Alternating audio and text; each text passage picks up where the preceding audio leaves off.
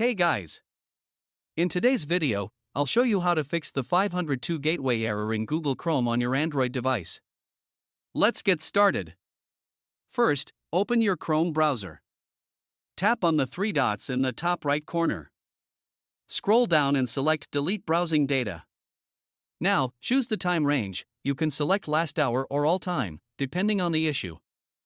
Then tap on Delete Data. Next, go back to your home screen. Long press on the Chrome app, then tap on the eye icon to open App Info. Scroll down and tap on Storage. Now, tap on Clear Cache. If needed, you can also tap on Clear Data. Once done, restart your device. Also, make sure your internet connection is stable, whether it's Wi-Fi or mobile data. And that's it. Your 502 error should now be fixed. If you find this helpful, don't forget to like and subscribe for more tutorials.